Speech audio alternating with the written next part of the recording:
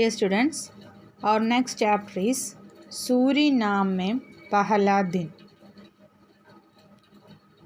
സൂരിനാമേ പഹലാ ദിൻ എന്ന പേര് ആ ചാപ്റ്ററിന് വരാനുള്ള കാരണം വിശ്വ ഹിന്ദി സമ്മേളനങ്ങൾ എല്ലാ വർഷവും നടക്കാറുണ്ട്. അങ്ങനെ ഏഴാമത്തെ വർഷത്തിൽ സൂരിനാം സമ്മേളനം ഏഴാമത്തെ സമ്മേളനം നടന്നത് സൂരിനാം എന്ന പ്ലേസിൽ പാരാമാരിബോ എന്ന സ്ഥലത്ത് വെച്ചിട്ടായിരുന്നു. സൂരിനാമിലുള്ള പാരാമാരിബോ എന്ന പ്ലേസിൽ വെച്ചിട്ടായിരുന്നു എന്ത് നടന്നത്? ഏഴാമത്തെ വിശ്വ ഹിന്ദി സമ്മേളനം നടന്നിട്ടുള്ളത്. അവിടേക്ക് നമ്മുടെ ലേഖകൻ ചെന്നപ്പോഴുള്ള എന്തൊക്കെയാണ് അദ്ദേഹം അവിടെ കണ്ടത്, എങ്ങനെയാണ് അദ്ദേഹം അവിടെ എത്തപ്പെട്ടിട്ടുള്ളത് എന്നുള്ള കാര്യങ്ങളെ കുറിച്ചിട്ടാണ് അദ്ദേഹം പറയുന്നത്. ചാപ്റ്റർ നോക്കൂ. सूरीनाम पहला दिन. भूगोल की पुस्तकों में कभी पढ़ा था भूमध्यरेखीय प्रदेशों में भीषण गर्मी पड़ती है, प्रायः प्रतिदिन बारिश, इसलिए संसार में सबसे अधिक घने वन इसी क्षेत्र में पाए जाते हैं. ब्राज़ील की 93% ഭൂമി ഗഹരി ഹരിയാലി സെ ആച്ഛാദിത് है. എന്താണ് പറയുന്നത്?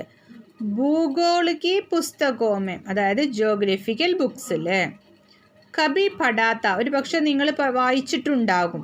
എന്ത് വായിച്ചിട്ടുണ്ടാകും?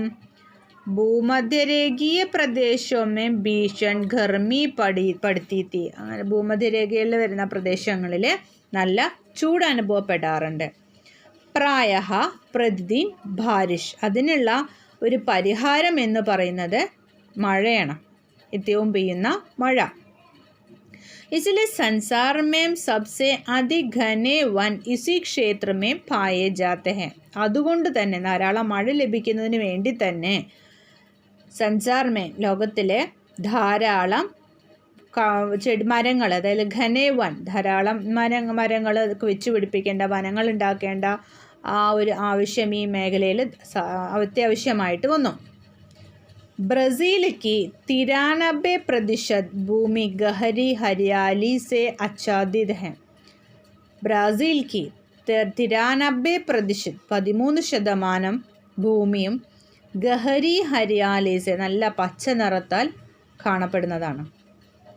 അതീത് കാ യേ പഠ ആജ് പ്രത്യക്ഷ ദേഖ് രഹേ ഹെ. ഇതെല്ലാം അദ്ദേഹം ബുക്കുകളിൽ വായിച്ചിട്ട് മാത്രമേ ഉള്ളൂ, ജിയോഗ്രഫിക്കൽ ബുക്കുകളിൽ വായിച്ച വിവരം മാത്രമേ ഉണ്ടായിരുന്നുള്ളൂ. പക്ഷേ അദ്ദേഹം ഇന്നത് പ്രത്യക്ഷത്തിൽ കണ്ടു. വിമാൻ സെ ജാങ് രഹേ ഹെ, വിമാനത്തിലൂടെ അദ്ദേഹം എത്തി നോക്കിയപ്പോൾ അദ്ദേഹത്തിന് കാണാൻ സാധിച്ചത് നീലാജൽ, നീല ജലാശയം, കാലെ ഘനെ ബാദൽ, കറുത്തിരണ്ട മേഘങ്ങൾ, और दूर दूर कहीं हरियाली की छींटे, ദൂരെ കാണപ്പെട്ട പച്ച നിറത്തിലെ ഉറുമ്പുകൾ പോലെ ആ വനമേഖലയും അദ്ദേഹത്തിന് കാണാൻ സാധിച്ചു. विमान उतरने की प्रक्रिया में धीरे धीरे धरती की ओर झुक रहा है. വിമാനം ഇറങ്ങുന്ന ആ പ്രക്രിയ മെല്ലെ മെല്ലെ വരെ ഭൂമിയിലേക്ക് എത്തിച്ചു. यात्रियों का कौतूहल भी बढ़ता चला जा रहा है.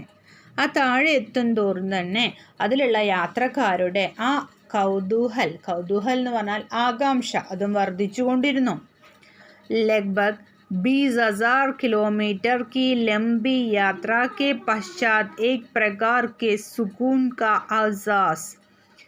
लगभग 20,000, 10,000, ഏകദേശം ഒരു 20,000 കിലോമീറ്ററിൽ നീണ്ട യാത്രയ്ക്കൊടുവിൽ ഏക് പ്രകാർ കെ, ഒരു പ്രകാരത്തിലുള്ള സാറ്റിസ്ഫാക്ഷനാണ് അവർക്ക് അനുഭവപ്പെട്ടത്. നോക്കൂ, भूगोल की मेरे साथ वाचन कीजिए. भूगोल के पुस्तकों में कभी पढ़ा था भूमध्यरेखीय प्रदेशों में भीषण गर्मी पड़ती है, प्रायः प्रतिदिन बारिश, इसलिए संसार में सबसे अधिक घने वन इसी क्षेत्र में पाए जाते हैं. ब्राज़ील की 93% भूमि गहरी हरियाली से आच्छादित है।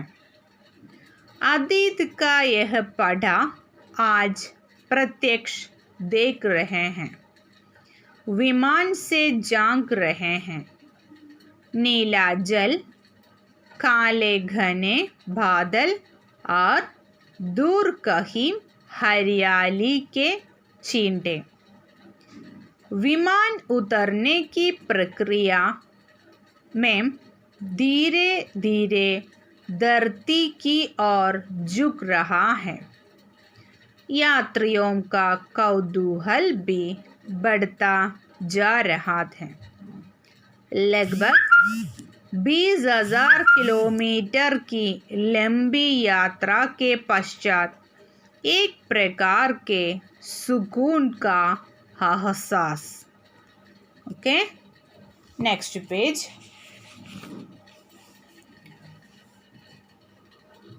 जब हिंदी को भोजपुरी अवधि के रूप में हनुमान चालीसा तथा रामचरितमानस आदि धर्म ग्रंथों के माध्यम से भारत से जाते समय वे ले गए थे अपने साथ, और जिसे उन्होंने तूफान के बीच दिए की तरह जलाए रखा। आज 130 साल बाद वह एक नए रूप में साकार होकर उपस्थित हो रहा है। उसका वैश्विक स्वरूप उभर रहा है। वह अब गिरमिटिया श्रमिकों की ही नहीं, शासकों, राष्ट्राध्यक्षों की भी भाषा बन गई है, जो संसार के 120 देशों में किसी न किसी रूप में अपनी उपस्थिति का एहसास जता रही है। എന്താ പറയുന്നത്? ജിസ് ഹിന്ദിക്കോ ഏത് ഹിന്ദിയെയാണോ ഭോജ്പൂരി അവധി കെ രൂപ് മേ, ഭോജ്പൂരിയുടെയും അവധി എന്ന ഭാഷയുടെയും രൂപത്തിൽ ഹനുമാൻ ചാലിസ തഥാ രാമചരിതമാനസ്, നമുക്കറിയാം ഇത് രണ്ടും ധർമ്മഗ്രന്ഥങ്ങളാണ്, ആദി ധർമ്മഗ്രന്ഥോं के माध्यम से भारत से जाते समय, ഈ പാരാമാരി പോലുള്ള ആളുകൾ ഭാരതത്തിൽ നിന്ന് കുടിയേറി പാർത്ത ആളുകളാണ് എന്നാണ് പറയുന്നത്. കുറച്ച് ആളുകൾ പാരാമാരി പോലെ ആളുകളുണ്ട്, ഇല്ല എന്നല്ല, പക്ഷെ അതിൽ അധിക പേരും ഇവിടെ ഭാരതത്തിൽ നിന്ന് കുടിയേറി പാർത്തവരാണ്. അപ്പോൾ അവർ പോകുമ്പോൾ അവരുടെ കയ്യിൽ ഈ ധർമ്മഗ്രന്ഥങ്ങളൊക്കെ ഉണ്ടായിരുന്നു. धर्मग्रंथों के माध्यम से भारत से जाते समय वे ले गए थे उसके साथ, जिसे उन्हें तूफान के बीच के दिए की तरह जलाए रखा. അതായത് അവരിവിടെ നിന്ന് പോകുമ്പോൾ അവർക്ക് കിട്ടിയിരിക്കുന്ന ആ ഭാഷ, ഹിന്ദി ഭാഷയെ അവരവിടെ ചെന്ന് മുറുകെ പിടിച്ചുകൊണ്ട് കൊടുങ്കാറ്റിൽപ്പെട്ട ഒരു ദീപം കണക്കെ അവരതിനെ കൊണ്ട് നടക്കുക തന്നെയായിരുന്നു. ആ ഒരു ഭാഷയെ ഒരിക്കലും അവർ വിട്ടുകളഞ്ഞില്ല. आज 130 साल बाद, ഇന്നു ഏകദേശം ഒരു 130 വർഷത്തിനു ശേഷം, वह एक नए रूप में साकार होकर उपस्थित हो रहा है. ഇതൊരു 130 വർഷത്തിനു ശേഷം ഒരു പുതിയ രൂപത്തിൽ ഇതവിടെ നമുക്ക് കാണപ്പെടുന്നു. उसका वैश्विक स्वरूप उभर रहा है. ഇതിൻ്റെ യൂണിവേഴ്സൽ രൂപം, അതായത് ഈ ഹിന്ദി ഭാഷ എന്ന് പറയുന്നത് അതൊരു വിശ്വഭാഷയായിട്ട് തന്നെ അവിടെ രൂപപ്പെട്ടു കഴിഞ്ഞിരിക്കുന്നു.